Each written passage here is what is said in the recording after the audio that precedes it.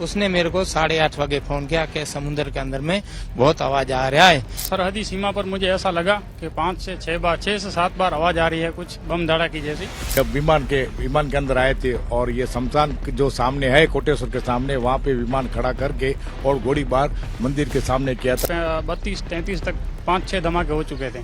गुजरात के कच्छ जिले के कोटेश्वर जो है नारायण सरोवर जिस यहाँ पे जाना जाता है, वहाँ पे हम लोग हैं।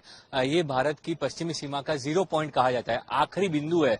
यहाँ से आगे अब जमीन नहीं है और क्रीक खाड़ी वाला इलाका जो है वो यहाँ से शुरू होता है और उसके तुरंत बाद पाकिस्तान जो है वो यहाँ से शुरू होता है। तो ये भारत पाकिस्तान की जल सीमा या समुद्री सीमा आप अगर कहें तो वहाँ पे आखिरी पॉइंट है। यहाँ पे जो है कल कुछ लोगों ने ड्रोन को देखा, कुछ लोगों ने आवाजें सुनी। हमारे साथ स्थानीय लोग हैं, उनसे बात करेंगे कि कल क्या हुआ था, क्या मंजर था, उन्होंने क्या यहाँ पे जाना।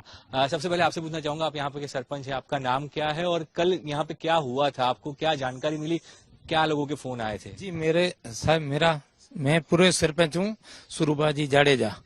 और हमारे देखो यहाँ का जो मालदारी माड़ू है, खेती वाला जो आदमी है, उसने मेरे को 8:30 बजे फोन किया कि समुद्र के अंदर में बहुत आवाज आ रहा है। 6 से 7 जो आवाज आया उनको, तो उनने मेरे से सब लोगों का, बहुत लोग का फोन आया कि भाई ऐसे ऐसे अंदर दरिया के अंदर में बहुत आवाज आ रहा है, कोई फायरिंग हो रहा है, ऐसा हो रहा है। लेकिन मैं खुद ने नहीं सुना। पहले कभी ऐसा हुआ था? पहले कभी ऐसे कॉल आया? पहले कभी ऐसे सुनने में आया था? नहीं, कभी भी है हमारी लाइफ में, कभी भी ये पहली बार देखा है, न सुना भी पहली बार है। लेकिन कौन से वक्त आया था फोन ये फोन कल रात को 8:30 बजे सर। जी, आप यहाँ पे स्थानीय है, आपने क्या सुना था, क्या हुआ था कल यहाँ पे? मैं कल थोड़ा बाहर था ऊपर, तो इधर गांव में ही था। तो सरहदी सीमा पर मुझे ऐसा लगा कि 5 से 7 बार आवाज आ रही है, कुछ बम धड़ाकी जैसी। तो मैंने सबको इन्फॉर्म किया कि भाई यहाँ पे ऐसे आवाज आ रही है। और आवाज आ रही थी 6 से 7 बार। अरबी समुंदर है यहाँ पे बगल में और खाड़ी में, वहां से आवाज आ रही थी और बहुत ही खतरनाक डेंजर आवाज लग रही थी। तो हमें पता चला कि यहाँ पे कुछ हलचल हो रही है। तो इस बात पे हमने सरपंच जी को सबको थोड़ा बताया। कितने बजे का ये वक्त था, क्या हुआ था, कितने बजे हुआ था ये? 8:28 पे पहला धमाका हुआ था और 8:32-33 तक 5-6 धमाके हो चुके थे।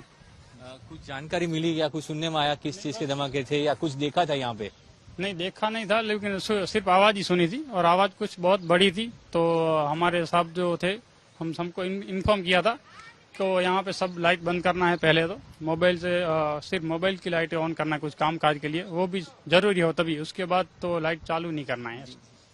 आप भी यहाँ के पास में गांव में रहते थे, क्या सुना था आपने, क्या देखा, क्या हुआ था कल यहाँ रात को? सर, मेरा नाम तो अबू बकर इस्माइल है। मैं रोड़ासर जुत ग्राम पंचायत का सरपंच हूँ। मैंने वहाँ हमारे गांव में रात 8:30 बजे ऊपर आसमान में ड्रोन था, को कुछ भी था, तारे था, को लाइट दिखे थे। पूरे हमारे गांव वाले पूरे डर गए थे। पूरे हमारे वहाँ पे बीएसएफ के जवानों और आर्मी के जवानों भी थे। और हमारा यहाँ पे नानसरोवर में नजीक में पुलिस स्टेशन, उसके भी पूरे टीम थी पटेल साहिब की, वहाँ हमारे गांव में हाजिर थी। उनने वहाँ पे ब्लैकआउट कराया, पूरे लाइट बंद करवा दी। बस कितने बजे था और कैसे पता चला कि कुछ लाइटें दिखी हैं? आप घर में थे या बाहर थे, कैसे पता चला? बाहर थे हम, 8:30 बजे था सर। 8:30 बजे? जी हाँ सर। फिर किसी को बताया, कुछ लोकल पुलिस को बताया? पुलिस वालों को, आर्मी के जवानों को बताया।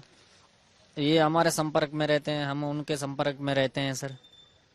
यहाँ पे जो है ये स्थिति जो है, इसके अलावा 1971 के वक्त क्या माहौल था उसकी भी बात करेंगे। आप यहाँ पे रहते हैं, कल भी जो स्थिति थी और 1971 में भी आपने वो समय देखा हुआ है, क्या हुआ था उस वक्त? आपका पहले नाम बताइए और फिर क्या हुआ था वो बताइए। मेरा नाम रेवाशंकर जोशी है, वेलू महाराज बोलते हैं मेरे को।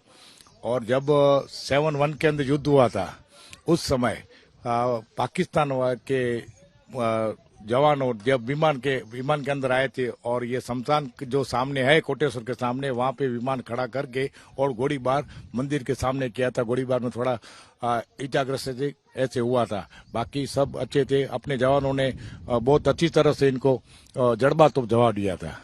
वो जो 71 में प्लेन आया था, तो क्या वो प्लेन तोड़ा गया था? प्लेन भगा दिया गया था। और उस टाइम पे यहाँ पे कैसी स्थिति थी?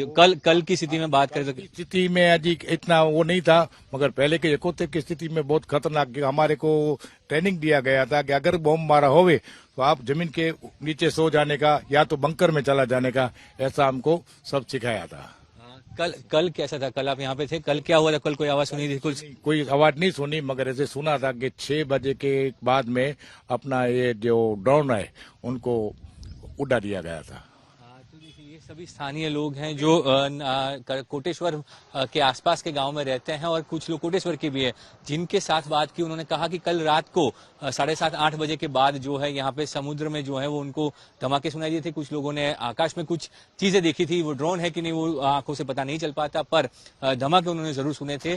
तो ये स्थिति थी। साथ ही जो यहाँ के स्थानीय थे जो 1971 की बात कर रहे थे कि तब यहाँ पे कैसे पाकिस्तानी विमान आया था और पाकिस्तानी प्लेन ने यहाँ पे किस तरह से जो है यहाँ पे हमला किया था मंदिर के ऊपर और उसको यहाँ से भारतीय सेना ने खदेड़ दिया था। तो ये सारी चीजें हैं। ये भारतीय पश्चिमी तट का 0 पॉइंट कहा जाता है और यहाँ पे जो है सभी जो भारत की सेनाएं हैं, चाहे वो भारतीय सेना हो, वायुसेना हो, नौसेना, तीनों का पूरा ध्यान रहता है क्योंकि ये सबसे आखिरी पॉइंट है और इसीलिए जो है यहाँ पे सुरक्षा पूरी रहती थी। लोगों को कल डरने की जरूरत नहीं थी और पर ब्लैकआउट करवाया गया था और साथ ही सभी लोगों ने जो है यहाँ पे कुछ हुआ हो ऐसी जो धमाके हैं वो जरूर सुने थे।